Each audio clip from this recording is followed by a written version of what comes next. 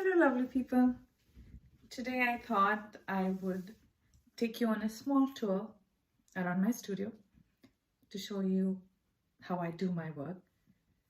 I'm also going to talk about routines because I feel very strongly that we all have certain routines that help us. More so for artists, I think when you have a sense of routine, a sense of how you want to start your day, it gives you a focus, it gives you direction.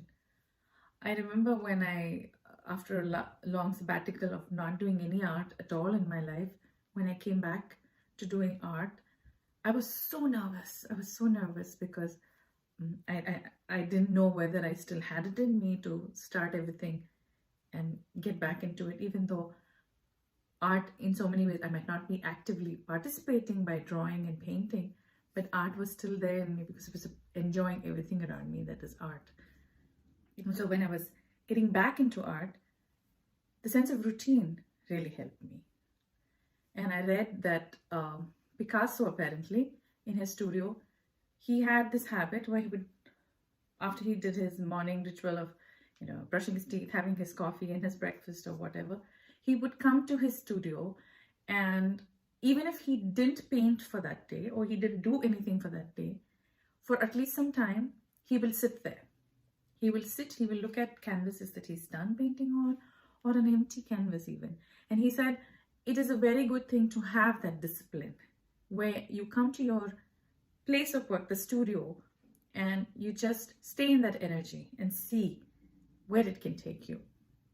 Usually, talking about routines, when I wake in the morning, I first check my own energy, check how I feel.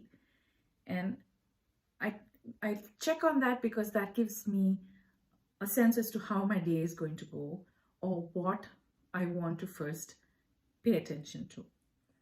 So, now, without any further delay, let me take you on a little tour of my small studio and show. So, welcome to my studio. As you can see, there's plenty of light that comes in here, which helps doing any artwork. Unfinished artwork and some on my wall. I hang my artwork on the wall so that I can check them over and over and tweak them till I feel they've reached a level that it's okay.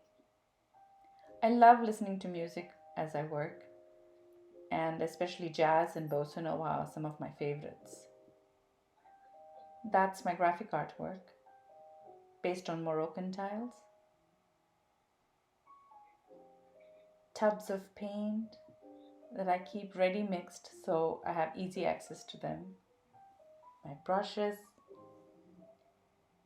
and things that just bring a sense of humor, some joy.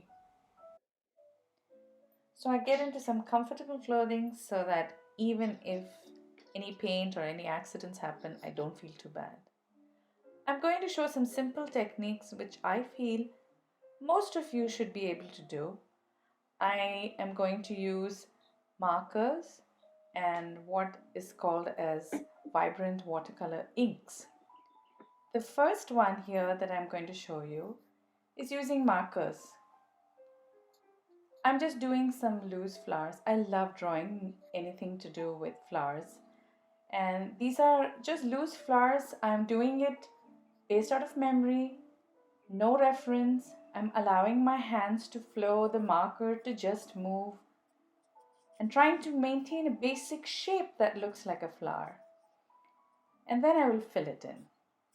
You have to just allow your hands to flow in any particular direction that you feel that it gives the shape of a flower.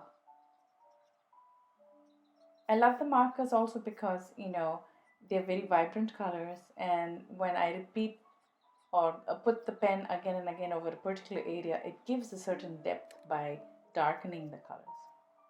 I'm fast forwarding it so that it's not too slow and you get the gist of how to do this.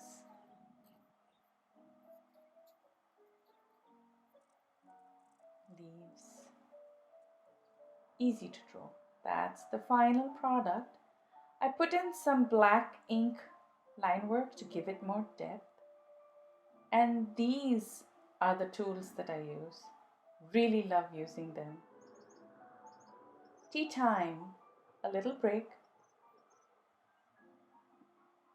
This is where I'm using the watercolor technique with inks. These inks are called glitter inks, but I usually allow the glitter to settle in the bottom so that I can just use the colors as and when I need. Again, very loose flowers, very easy to do. The eyes will always fill in the details. It'll always fill in where it feels that there is some kind of a completion to a shape. And so don't you don't have to get it exactly as what you see in the nature.